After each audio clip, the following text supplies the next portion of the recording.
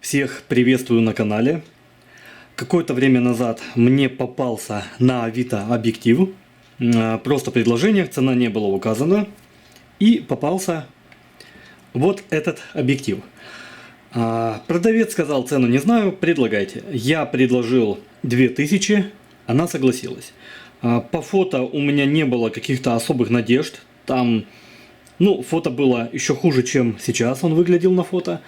Поэтому я решил поехать, прихватил с собой деньги. Думаю, что в целом сумма адекватная. Почему, сейчас объясню. Она мне выносит, продавец, вот так вот на ладошечки его, без единой крышечки. Эти крышечки это уже мои, мне товарищ сделал на 3D принтере. И точно так же здесь заднюю. И просто выносит на ладошки такая, нате вам, смотрите. Передняя линза, на самом деле, состояние тут не видно, но царапин огромное-огромное количество. Есть и довольно сильные. И не знаю, получится ли их. А вот их видно. Вот они прямо по центру. Вот здесь эти царапины. Вот. И огромное количество царапин мелких. Состояние передней линзы я бы оценил, 3,7. Я бы так сказал. Наверное, 3,7. 4 ни в коем случае нельзя ставить, но и 3 это уже совсем каша. Поэтому, 3,5, 3,7. Однако задняя линза практически в отличном состоянии. Видите, да, внутри какое количество у нас вот этих вот катышков от масла. Задняя линза в очень хорошем состоянии, 4 с плюсом. Точно я бы поставил. Именно из-за этого я взял этот объектив. Хотя передняя, честно говоря, там царапина на царапине. Просто не видно. На видео внутри у нас куча вот этих вот катышков, потому что на диафрагме у нас тонна масла, как обычно, тоже плохо видно. А вот видно, что она вся блестит.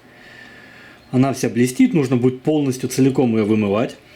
Кроме этого, по смазке в принципе все неплохо, но из-за того, что очень много масла, она подтормаживает. То есть лепестки открываются немножко с запозданием, они не так откликаются, не так чувствительны на движение колеса. Кроме того, само движение колеса, именно диафрагмы, оно тоже не плавное, оно с пробуксовками, просто потому что, очень много масла. Да, здесь, кстати, все в принципе огонь. То есть, конечно, лэткаринцы, они смазки не жалели, здесь все просто летает. Как бы то ни было, полностью в ноль нужно будет разбирать, потому что она не совсем правильно и корректно работает. Она пробуксовывает, вот она вот прокрутил, а оно только-только, то есть, там много между лепестками. И вот эти накатыши, вот эти все точки, это лепесток, об лепесток вот так вот масло соскабливает, и оно вот остается внутри. Вот как это происходит. То есть ее нужно будет лепестки сушить в ноль. А фокус, в принципе, к фокусу довольно плавненько. К нему нареканий нету. Есть один плюс у этого объектива. Видите, какой он потертый? Это означает, что им активно пользовались. А если им активно пользовались, то, по крайней мере, это подает надежду, что объектив действительно рабочий и действительно выдавал адекватную резкость. Хотя это уже более поздний. То есть это у нас Юпитер. Вот они. У нас надписи. Юпитер 9. Он у нас на английском. Поэтому считалось, что это экспортная версия. У меня есть вот такой вот красавец. Великолепный объектив. У него золотисто-розоватое просветление. Он выдает просто нереальную картинку. Просто нереальную картинку. Я его даже как-то стесняюсь в него лезть. Можно подсмазать у него геликоид. Так у него все в порядке. Но вот немножечко можно для еще большей плавности чуть-чуть подсмазать. Потому что КМЗ они немножко смазочку все-таки жалели. И точно так же можно немножечко смазать для идеальной плавности вот эти два кольца. Все остальное, честно говоря, и залазить сюда стыдно. Состояние у него практически на 5. Может, есть какие-то там несколько царапин, не больше. И давайте мы с вами так навскидку проверим качество сборки. Вот послушайте. Слышите? Ничего, да? И я ничего не слышу. И давайте мы теперь послушаем вот этот. Ну, вот вам качество сборки. 50-х. Ничего. И 80-х. Ну, будем как-то это пытаться разбирать. Вроде как там все в порядке, линзы на своих местах, но я так понимаю, что здесь болтаются кольца между собой.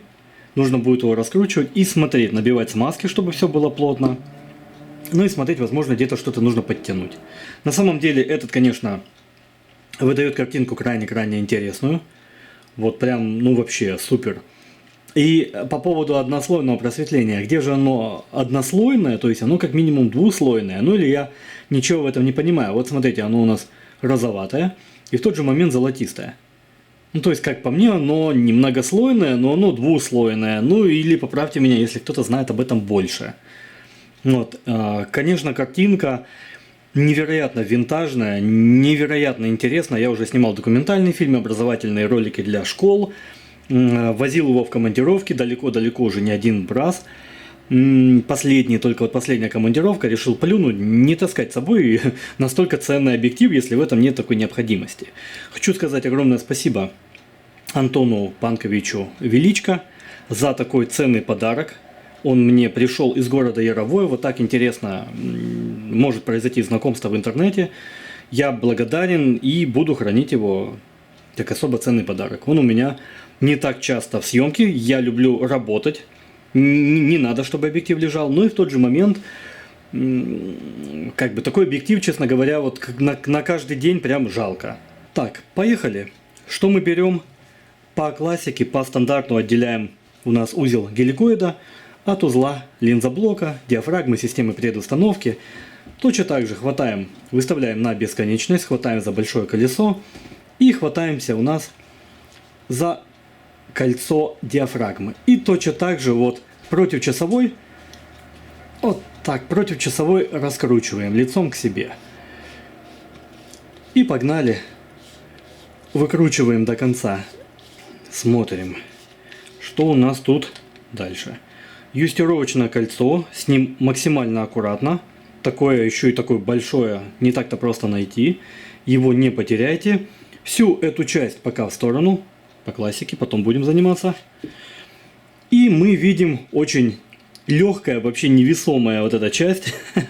Такого еще не было. То есть вот это она тяжелющая, она аж камеру перевешивает вперед, носиком клюет. Здесь у нас, ну что мы видим? Хватает у нас мусора, хватает грязи, налипшей смазки, пыли. Вон даже какая-то вообще гадость.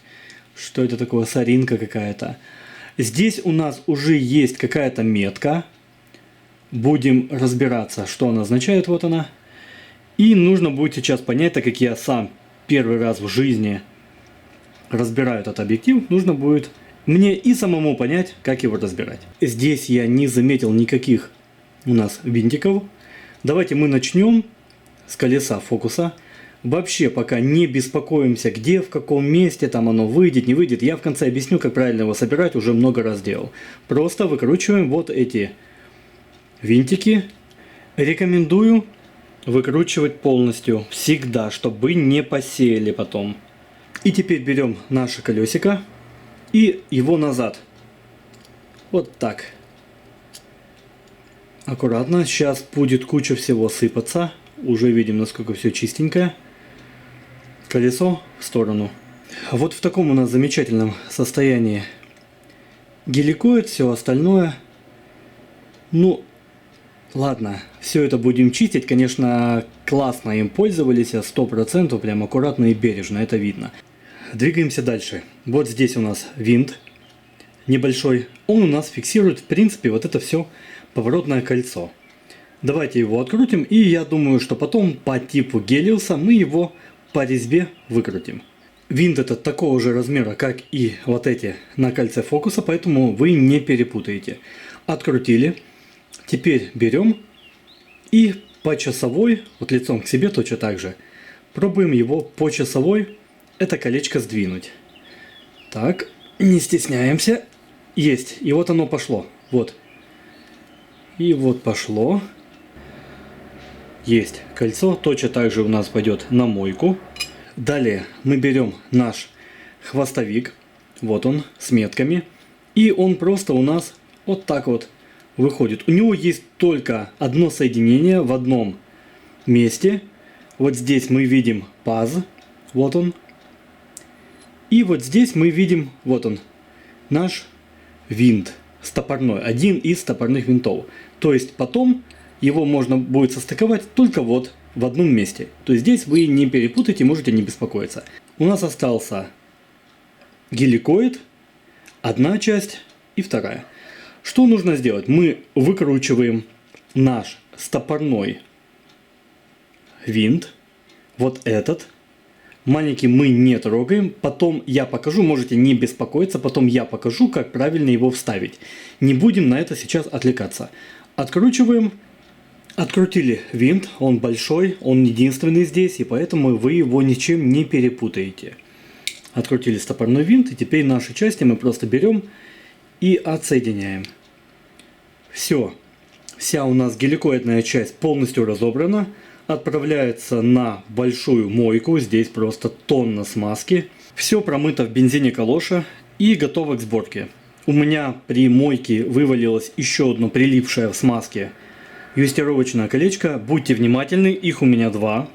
В моей версии не потеряйте, потому что такие фиг найдешь. По поводу того, как собирать геликоид. Здесь оказалось в этой версии, по крайней мере, все очень и очень просто. Итак, у нас есть вот наш маленький стопорной винт. Вот он. Его не трогайте, не выкручивайте. В этом нет абсолютно необходимости. Только если он у вас как-то поврежден и его нужно менять. И есть у нас вот отверстие от большого винта стопорного, который я выкрутил. У нас есть вот проточка. Вот она проточка. Это для того, чтобы она потом уткнулась вот в тот вот как раз таки стопорной винтик. И вот уже в него уперлась. Что мы делаем? Здесь прям позиция только одна. То есть это действительно халява. Мы берем. Вот у нас совмещаем вот отверстие под стопорной винт. И вот начало этой проточки. Вот так совмещаем. И щупаем, пока оно не зайдет. Берем. Крутим. И оно становится полностью в нужное место. Все, вот оно. Смысл очень простой. Чтобы между этими элементами было максимально меньшее расстояние, но в тот же момент этот болт не дает до конца докрутить, так бы оно вот уже уперлось. Вот этими двумя стеночками. То есть смысл простой. Нужно, чтобы между этими двумя элементами было максимально маленькое расстояние. Вот между ними. Там, где вот я ногтем показываю. Они бы уже друг друга уперлись, но этот вот как раз таки стопорной винт не позволяет это сделать. В итоге положение только одно. Другое положение у нас будет неверное. Вот оно выходит вот в этом месте. То есть никакие метки не нужны, ничего не нужно, полная халява. По крайней мере в моей версии у меня. Если вам нужно по-другому, то есть смысл вы поняли. Вот чтобы оно упиралось в этот стопорной винт и не терлось уже вот друг об друга. То есть максимально расстояние здесь. Теперь смазываем и точно так же вот будем ставить на свое место. Уже 100 раз показывал, покажу буквально в 2 словах. Вот смазка использую. Это мультифункциональная смазка, там где есть высокие температуры и трение. В основном она используется там для подшипников, но не только. И вот так вот тонким слоем. Остальное уже разгонится. Смазали. Теперь ищем наше положение. Вот так. Отверстие под стопорной винт. Начало нашей вот этой проточки. Соединяем. И аккуратно теперь смотрим, чтобы у нас все на свои места. И вот, пожалуйста, у нас все встало. Теперь можно вкрутить стопорной винт и все это дело разогнать. Ну и вот оно у нас отлично ходит. Понятное дело, нужно немножко поработать будет. для того, чтобы смазка везде равномерно легла. Далее собираем хвостовик. Перед этим нам нужно смазать вот тот паз. Вот его здесь хорошо видно. И даже вот немножко стерлась краска. Ну, видимо, надо смазки больше. Смазать полностью вот здесь вот изнутри. Здесь смазать.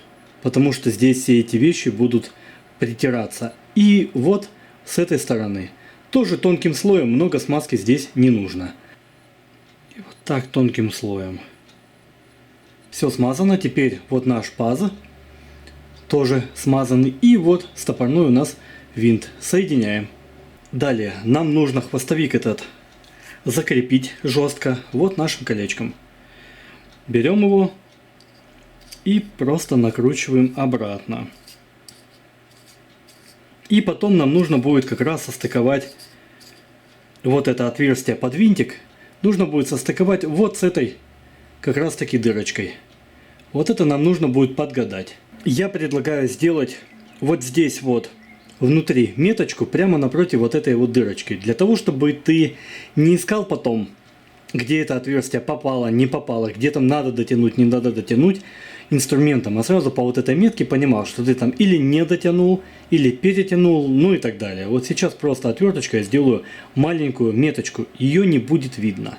Вот смотрите, прямо напротив вот этой дырочки, ну плюс-минус, там не надо идеально точно, и я теперь буду понимать, я вот выхожу на эту дырочку или нет, или мне надо дотягивать инструментом, бывает руками невозможно затянуть. И вот, пожалуйста, я вышел.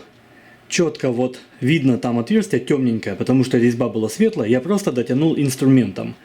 Покупайте себе инструмент, вы намного себе облегчите жизнь, вот купите вот такой инструмент, не так там он много стоит, потому что руками это дотянуть, скорее всего, бы не получилось.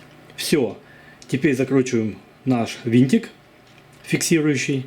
Ну, здесь все просто, мы видим красную метку, вот она красная метка. И мы без всяких лишних слов поворачиваем до упора влево. Вот все стукнулось. И здесь у нас будет бесконечность по отношению к красной линии. Ищем нашу бесконечность. Где она? Так, вот она, бесконечность. Находим нашу бесконечность. Вот она. И далее просто уже ищем наши гнездышки, вон они беленькие, я уже вижу. И просто закручиваем. Колечко у нас собрано. И, конечно, им нужно теперь будет поработать. Это всегда так. Оно еще где-то притирается, где-то не разработано еще. Смазочка должна где-то разогнаться. Ну, как бы то ни было, я думаю, что это уже в любом случае лучше, чем было. Ну и заодно теперь мы с вами поняли, что в принципе не так сложно его разбирать. Все чистенько, адекватное. И теперь у нас узел геликоида полностью собран и готов к работе. Занимаемся у нас далее. У нас здесь система предустановки диафрагмы и линза-блок. Откручиваем вот этот у нас винт, который фактически двигает диафрагму. Открытая, закрытая. Далее, после того, как мы вытащили вот здесь вот винт, который крутит диафрагму, мы откручиваем вот эти винтики. Я их сейчас открутил, мне пришлось немножко разобраться. Вот мы их откручиваем и просто сейчас снимаем кольцо через переднюю линзу. Аккуратно, у меня тут оказался пипец. Вот такое вот у нас веселье. Вот так шикарно у нас хранился и использовался объектив. Так, здесь немного по-другому все устроено. Честно говоря, не знаю, зачем было придумывать что-то немножко новое, не совсем не новое. Вот эту обойму, ее так просто не снять. Придется разбирать вот эту прижимную пластину. Вот у нас два. То есть, понимаете, оно похоже на тот же мир, похоже на тот же гелик, но немножко по-другому. Ну зачем? Ну зачем? Но если вы лоткаринцы, почему нельзя было сделать, например, так же, как в ЛЗ? Там предельно простая и понятная система прижимная. Как бы, ну, видимо, мне этого не понять. Так, для того, чтобы вот эту вот открутить, Оно упирается вот здесь. Нам нужно вот эти болты полностью раскрыть. Всю эту прижимную пластину давайте потихонечку снимать. Все равно это все нужно промывать. Откручиваем эти два винта. Итак, вот открутили. Вот наша пластина. Тоже на мойку. Надо будет ее обмыть. И вот этот валик. Вот его точно так же немножко поддеваем. Иди сюда. Тоже грязный. И теперь я думаю, что у нас будет возможность выкрутить. Выкручивается? Да. И у нас теперь вот эта вот обойма, которая двигает саму диафрагму, и она же является ограничительной, такая, все вместе. Просто берем ее и выкручиваем до конца. Вот этот винт, его можно не трогать, он ограничивает от 2, видите, от 2 до 16. Вот он, не дает дальше. Его, в принципе, можно вообще не трогать. Вот мы нашли здесь маленький винт, он у нас фиксирует вот эту вот саму пластину, она на резьбе. Выкручиваем вот этот вот винтик, и потом всю эту конструкцию выкручивать будем по резьбе. Открутили, и что мы теперь делаем? Мы берем и начинаем выкручивать вот это кольцо. Вот оно из-за того, что уперлось, оно теперь двигает. Можно и руками даже, ну зачем? Можно и руками, да. И начинаем его полностью целиком снимать. Потом будьте аккуратны, оно выпадет, естественно. Я не удивлен, почему нет ни одного разбора нигде. Да потому что такое количество смазки, в принципе, можно пользоваться там 50 лет. Вот если бы туда не насыпалось песка и всего остального. Так, ну сколько можно? Давай уже. Жестяк. Ну давай выкручивайся. О. То есть такое количество смазки, что смазывать необходимости, вот ему сколько, почти 40 лет. Все. Это все на мойку. Такого грязного объектива у меня еще реально не было. Это просто жестяк. Притом я даже не могу сейчас линзоблоки выкрутить. У меня просто, ну нельзя такими руками трогать линзы. Даже при том, что ты их будешь чистить. В итоге, давайте сделаем некий итог. Это идет на мойку, естественно. Здесь вот это кольцо я, скорее всего, трогать не буду. Вот это. Мне кажется, нет необходимости. Оно просто как ограничитель вот этого всего механизма. То есть показывает, на каком месте оно должно быть. Давайте пока отсоединим задний линзоблок. Он отсоединяется довольно легко. Берем просто руками и вот так выкручиваем. И вот у нас задний линзоблок. Здесь есть тоже прокладочное кольцо. Его не потеряйте. Теперь переднюю линзу. Выкрутили переднее кольцо инструментом. Аккуратно. И теперь у нас линза должна выпасть, по идее. Так, передняя есть.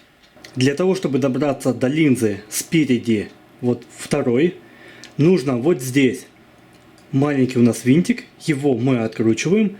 Далее выкручиваем передний линзоблок. Аккуратно, вот, хватаем возле титульного кольца. И аккуратно по резьбе мы вытаскиваем. Смотрите, чтобы не вылетела линза. И вот у нас такой вот, аккуратно очень. Вот у нас наша еще одна линза. Очень толстая. И точно так же часть передняя. Ну, здесь по-хорошему торцы чернить надо. Но, как я уже сказал, я этим не занимаюсь. Моддингом принципиально не занимаюсь. Я подумаю. Итак, у нас остается только диафрагма, которую нужно будет целиком кинуть в обезжириватель или бензин-калош. Вот прям так стаканчик можно будет кинуть. И вот это все нужно будет хорошенечко вымыть. Такое я еще не разбирал, но у нас механизм предустановки диафрагмы и линзоблок полностью разобран. Да, сзади вылетело, когда вот эта огромная линза выпала, вылетело колечко, которое ее фиксирует. Вот это вот оно гремело, оно было вот именно полностью выкручено или расшатано, вот оно вылетело, я только сейчас его заметил. Будьте внимательны, это кольцо, оно придавливает как раз таки вот ту линзу, сдвоенную, которая спаянная. Все у нас отмыто, сухое, будем потихоньку смазывать сухие лепестки. Здесь будем тонким слоем смазывать смазки. И вот здесь тоже, потому что вот здесь оно будет тереться. Вот как раз по вот этой вот, то, что мы не разбирали, по вот этому кольцу. Давайте потихоньку смазывать. Я вначале запакую систему предустановки, проверю, чтобы она правильно работала. А потом уже будем заниматься линзоблоками. Смазали наш элемент. И теперь будем у нас вставлять эту часть. Она должна вот так вот у нас вращаться. И будем точно так же смазывать наше кольцо, и которое будет на резьбе у нас закручиваться. Смазали точно так же колечко. Вот. И теперь будем его накручивать. Ну, просто его крутим до конца, а там уже будем разбираться. До упора крутим. Как выяснилось, для того, чтобы мне дальше собирать систему предустановки, мне нужно вначале собрать передний линзоблок. Потому что здесь оно потом соединяется, и потом еще вот это докручивается дальше, и получается закрывает полностью вот эту вот всю фишку. То есть, ну, тут соединение болтиком. А по поводу линз. Вот такое вот у нас чернение. Вот такое у нас чернение замечательное. Я даже не знаю, что вообще на это говорить. Это какой-то пипец, потому что, ну, здесь мое дело, конечно, на данный момент собрать. То есть довести до работоспособного состояния. Но здесь, мне кажется, будет полнейшее мыло. Полнейшее, потому что, ну, какой здесь может быть контраст? Посмотрите на это чернение. И оно все облазит. Надеюсь, я из него хоть что-то вытяну, потому что иначе будет просто лежать. Передний линзоблок. Берем нашу большую линзу. Аккуратненько ее туда погружаем. Смотрим, чтобы все стало на свои места. Вот оно стало. И теперь берем наше кольцо и затягиваем эту заднюю линзу. Закручиваем и затягиваем инструментом. Не болтается. На данный момент, по крайней мере, не болтается. Дальше берем точно так же аккуратненько нашу линзу внешнюю. Вставляем. И точно так же все встало. Точно так же затягиваем нашим колечком. И потом инструментом это можно будет дотянуть. Не волнуйтесь, потом мы это все подтянем. Немножко можно тирануть, пока ничего не болтается, то есть мы все делаем правильно. Теперь берем и просто вкручиваем. Здесь можно немножечко от пыли тирануть. Хотя здесь вот эта труха будет дальше, но, как я и сказал, моддингом будем заниматься дальше. И мы закручиваем наш передний линзоблок. И теперь вот нам нужно сюда будет фиксирующий болтик закрутить. Двигаемся дальше. После того, как передний линзоблок у нас был полностью вкручен на свое место, зафиксирован вот здесь болтиком, все, он уже на своем месте, никуда не выкрутится. Теперь мы накручиваем вот с этим колечком на резьбе, мы накручиваем вот эту до упора. Потом мы делаем один оборот назад, чтобы была какая-то свобода, чтобы оно свободно, спокойно у нас двигалось. И вот это колечко вот фиксируем. Как понять, что вы все сделали правильно? Оно утапливается, то есть вот оно не торчит, оно утоплено немножко ниже. Это значит, вот смотрите, это гнездо, чтобы нигде там не делали метку, ничего, оно напротив вот начала вот этой проточки под болт для диафрагмы, винтик наш.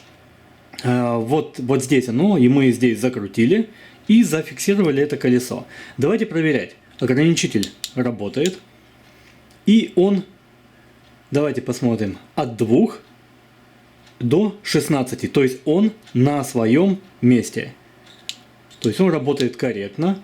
Он на своем месте. Теперь давайте накручивать эту деталь, потому что ее нужно накрутить в начале, как мы помним, оно просто не пройдет, если мы в начале вот эту вот пружинку, механизм этот накрутим. Поэтому мы по резьбе накручиваем вот такими движениями.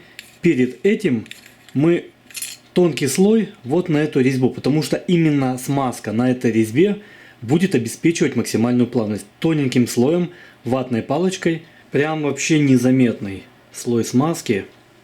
Аккуратненько размазать, чтобы была максимальная плавность. И накручиваем по резьбе до упора, потом будем регулировать. Мы ее докручиваем почти до упора, а потом делаем оборот назад. Смысл какой? Вот здесь у нас гнездо вот для вот этого валика, и это должна быть перед ним. То есть вот, чтобы потом в этот валик упираться. Сейчас мы прикрутим, я покажу. Смысл такой, что вот этот вот элемент, который будет упираться вот здесь вот в валик, он должен быть перед ним, чтобы потом вот так вот стукаться. Механизм закручен. Ну, здесь все просто. Пружинка, два болтика. Этот первый мы максимально плотно прикручиваем, он именно фиксирует всю конструкцию.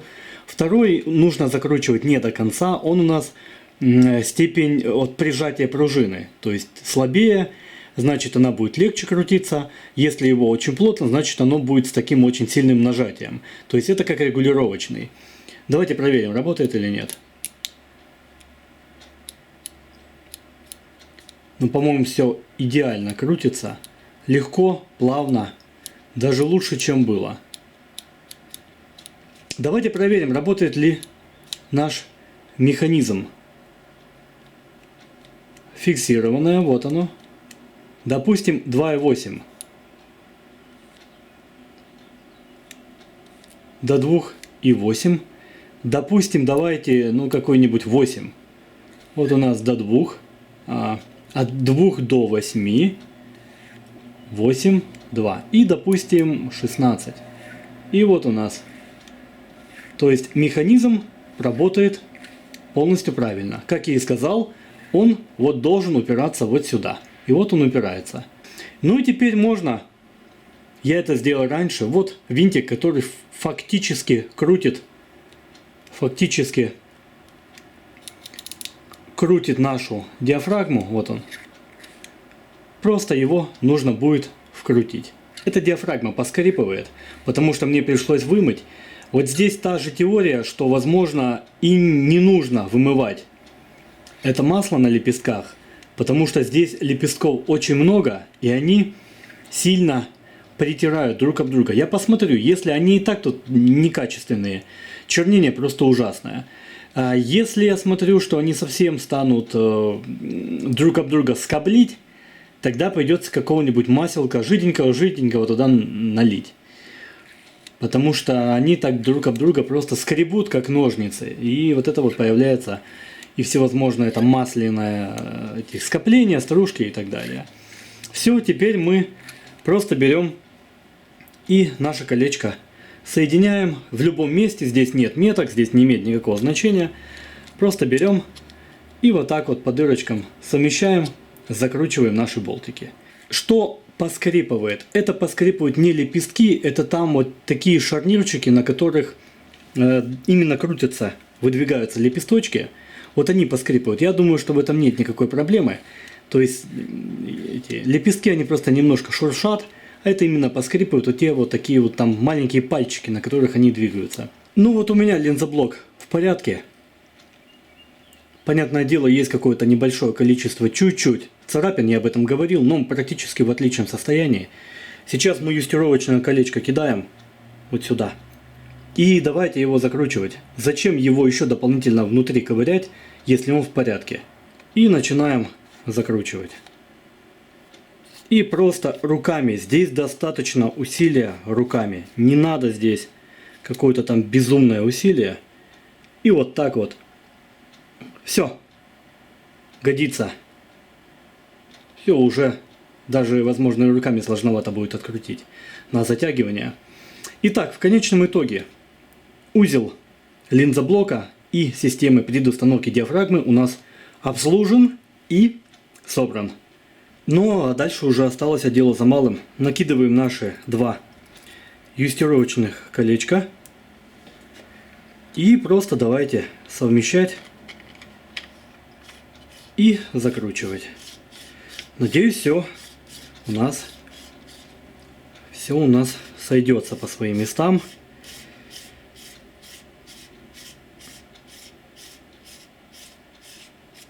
Так. И вот у нас почти вышло. Осталось немножко дотянуть. Чуть-чуть. Так. Ну вот примерно так. Ну что, все ходит здесь. Еще нужно будет и немножко поработать. Все у нас хорошо крутится. Понятное дело, нужно очистить переднюю линзу. Вон она залапана маслом. Но вы видели состояние объектива. Наверное, более грязного и засранного объектива мне еще не попадалось. И давайте будем хоть какие-то тесты элементарные сделаем. Я прям вообще ни на что не надеюсь, но может быть чернение линз в будущем поможет.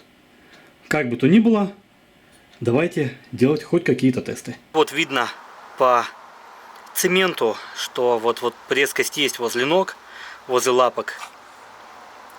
Да, есть резко. Ну то есть вот это фокус, это у нас 2. Возможно, я сделаю часть на 2,8, типа говорят, должно лучше. Но это прям слабенькие объективы. Слабенькие объективчики у нас, конечно. Можно ли им работать? Да. Но это такая, знаете, будет на подхвате штука. Где-то продублировать по-быстрому при контролируемом свете. При более-менее подзакрытой диафрагме. Но я всегда стараюсь сделать практически полностью на максимально открытой. То есть если рисунок более-менее резкий у нас на 2, значит потом он будет у нас еще более резкий. Ну то есть просветление ни о чем. И я так еще и думаю, что это из-за того, что практически полностью слезла. Ну что это такое, какая-то каша непонятная. Практически полностью слезла. Фокус работает, да, все в порядке с фокусом, вот он двигается. Вот, но 2 она прям почти не рабочая. Смысл с этой двушки вообще. Вот, допустим, дальние объекты, давайте тоже. Дальние объекты. Ну, резкость очень слабая, то есть там прям вот слабенькая резкость. Видно, что детализация прям каша. Стоит каша. Ну, это полностью открытая диафрагма 2. И вот сейчас у нас фокус на листьях. Вот на этой веточке прямо по центру. Я по пикингу смотрю. И вот у нас там идут как бы просто выжженные пятна. Если я, причем здесь нету никакого плоского профиля, понятно, можно более добиться адекватных результатов с плоским профилем динамическим, где тебе можно подтянуть сильнее и черные, и, то есть и тени, и светлые, но как бы то ни было, я же тесты делаю без каких-либо профилей, то есть я вот экспонируюсь, там пережженное. Если я придавлю фильтр, то у меня просто все в черное уйдет. Вот у меня, вот я придавил, нормально проэкспонировал у нас вот это вот солому, и у меня просто в черное ушло, то есть все листья у меня ушло в черное. То есть просветление, какое бы оно здесь ни есть, оно просто вообще никакущее, ну просто совсем. Я начинаю вытягивать листья, вот они стали у нас зелененькие, и у меня вон пережженное, просто белое пережженное пятно получается, хотя листья у меня зелененькие начали проявляться. Вот вам как бы и просветление. Но, наверное, еще проблема вот в этом отсутствии, можно сказать, чернения. Ну, то есть приходится просто недоэкспонировать кадр. Потому что вот я сейчас подослаблю чутка фильтр. И вон у нас видно, как выжигает листик. Хотя свет уже сейчас где-то 5 час. И свет не настолько уже лютый. Ну, то есть мне приходится придавливать для того, чтобы у меня проявилась по центру вот половинка листика. И не была вот таким белым куском. Мне приходится просто придавливать фильтр. Это только диафрагма 2 пока. Только диафрагма 2. И переменный ND-фильтр я использую. То, что немножко картинка желтит, это мелочи. Это, ну, немножко желтит всегда фильтр. Картинка, скажем так, винтажная, любопытная. Да куда ты так? Иди сюда. Свет еще жестковатый, где-то 4:30, но сейчас лето. Поэтому, ну, свет, скажем так, ну, довольно резкий еще, жесткий свет. Вот я проэкспонировался. Навел фокус, вот палочка. Дальше вот у нас идет фокус, у нас виноград зеленый. Давайте дальше поведем фокус. Вот у нас на листья дальше. Видно уже, какой муар стоит. Вот там, где листья, посмотрите, какой муар. То есть это нужно, что делать? Нужно придавливать фильтр, не доэкспонировать. Это диафрагма 2. И вот у нас пошли дальше. Точно так же листочки. Я контровой свет даже не буду тестить, в этом нет необходимости. Если сейчас при таком свете, оно ни о чем. То есть я просто не буду, в этом нет необходимости, оно не выдержит никакой контровой свет. Никакой. Я поставил на 2,8. Думаю, что не особо-то дико разницы. Ну, чуть-чуть гриб стал получше. Чуть-чуть стал гриб получше, но мне кажется, будет эксперимент. Куда, иди сюда. Иди сюда. Куда пошел? Будет у нас, чувствую, экспериментик.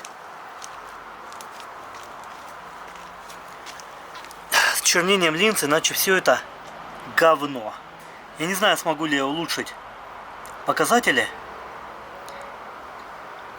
Вот, но на данный момент, конечно, его использовать только в помещении с регулируемым светом, полностью управляемым, и то, честно говоря, ну там не могу сказать, нужна там такая атмосфера или не нужна будет. Я же не жду от него денег, да, блин? Деньги, если есть, неплохо будет, да? Ну, кстати, на 2,8 резкость неплохая. Здорово, 900 часов, это умничка. Кстати, неплохая резкость на 2,8 у него. Диплом получил. Это умничка. У нас диплом CGI-щика. Да. CGI-диплом. Это здорово. Да, CGI-диплом, виртуальный диплом. Классно, классно. Слушайте, ну на 2,8 уже терпимая резкость у него. Полигонов не видно. Полигонов не видно. Очень-очень здорово. Вот у нас диплом, да, давайте посмотрим, что у нас за диплом-то. Ценька, сделай. Друж, здорово, это вообще офигенно. Ну, приложение, у нас человек у нас графику теперь рисует. О, Огонь. здорово, Андрюша. А с виду и не скажешь, блин, думаю, что только бутылки рисует. По мусоркам. Ну ты что, не обижайся. А он, оказывается, графику рисует. Я понял, это маскировка. Это маскировка, да. Что это за? Смотрим в динамике.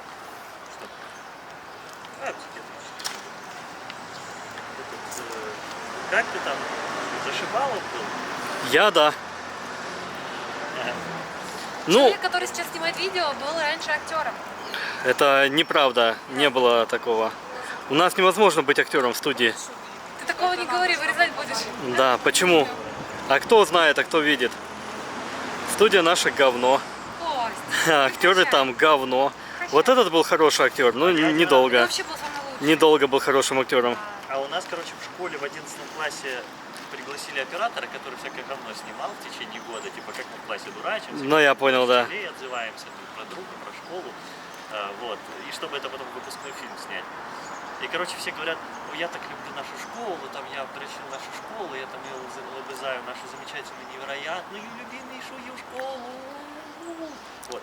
А я говорю, ну, моя речь, эта очередь настала, я говорю, наша школа самая отстойная школа в округе. Все сразу так отреагировали. А потом скандал начался, а потом учителя обиделись на меня, и ученики обиделись. Я думаю, ну ладно. Ну и давайте сделаем хоть какие-то выводы. Стоил ли он 2000? Кто-то мне скажет, да ты издеваешься, там они продаются там по 6-8 тысяч. А у меня вопрос, а зачем вам бесполезный объектив за 6-8 тысяч? Ну то есть настолько дерьмового качества и настолько дерьмовую картинку выдающий. Зачем он вам такой нужен? Примерно за эти деньги можно купить уже китайца с мультипросветлением, компактного, под сразу прямой байонет и так далее. Ну то есть, зачем вам такой объектив? 2000, ну для донора тоже многовато. Что нужно будет сделать? Во-первых, я практически полностью его обслужил. Это раз. Во-вторых, ему нужно чернение, я думаю, всех линз торцов. Практически всех линз. Это, может быть, немножко его спасет. Резкость на двойке у него просто никакая. Это, конечно, можно где-то использовать, но она никакая.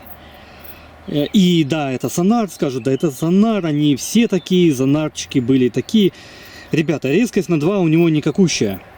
У КМЗ и у тех же ранних лэткаринских серебристых, да даже и черные дальномерные, была намного лучшая резкость. То есть эти поздние, они определенно говно. Ну, вот так вот. Почему они говно? Почему 80-х годов, где-то здесь, 86-й год, да, 86-й год, почему 80-е годы у них ЛЗ классные, а это говно? Вот большой-большой вопрос. 2000, дело не в том, просто он, скорее всего, будет лежать, или я зачерню линзы, и он какой-то приемлемый результат будет выдавать, или он будет лежать на полке, и, может быть, я потом его продам. Тоже как донор, или за такие же деньги, один в один, я полностью его продам. Ну, а смысл тогда было с ним возиться? Вот здесь такой очень спорный момент. Не могу сказать, что им нельзя работать. Конечно, им работать можно. Там, где свет адекватный, там, где свет мягкий, там, где свет регулируемый, в так называемый съемочный золотой час еще рановато даже. Летом все-таки там попозже, ближе часам к 6, к 7 можно снимать. А сейчас свет жестковатый. Ну, как-то так. Разбор мы сделали, обслуживание мы ему провели. Конструкция у него стрёмная. Кстати, шататься он перестал. Я затянул линзу. То есть все с ним в этом отношении в порядке. Ничего больше не гудит, не тарахтит внутри. Но как бы то ни было, показатели у него прям слабенькие. Светопередача у него тоже такая. С одной стороны винтаж, с другой стороны и рядом не стоит с КМЗ серебристым 50-х годов, 60-х. Просто и рядом не стоит. Поэтому, мне кажется, лучше добавить было еще 2000 и взять хотя бы лэткаринский ранний. Поискать. Как бы то ни было, разбора не было вообще. Теперь он появился. Практически на 100% был разобран объектив. Обслужен. Ну, теперь будет он в сети. Не рекомендую покупать его. Но если вы меня спросите, покупать или не покупайте и не покупайте версию MC, такое же говно. Ну, вот так. Как сделали, так и говорю. Покупайте ранние лэткаринские, они хорошие. Особенно дальномерные, прям очень хорошие, с таким небесно-голубым просветлением, классные, 60-х годов. Или даже там 50-х можно найти. Покупайте с шестеренками на кольце фокуса. Они тоже вполне достойные. Вот эти не покупайте. Ну а те, кто продает по 6-8 тысяч, ребятки, оставьте себе. Оставьте себе этот объективчик. Пользуйтесь на здоровье. И тут дело не в винтаже, тут дело в том, что показатели низкие у объектива. Ну что, на этом все. Как бы то ни было, разбор сделан. Все равно была польза. За 2000 поучиться разбирать этот объектив не такая высокая цена. Спасибо за просмотр. Такой попался объектив. Я, конечно, не делаю полноценные обзоры, я делаю разборы. Об этом уже много раз говорил. Вот, как бы то ни было, спасибо за просмотр. Объективы будут еще.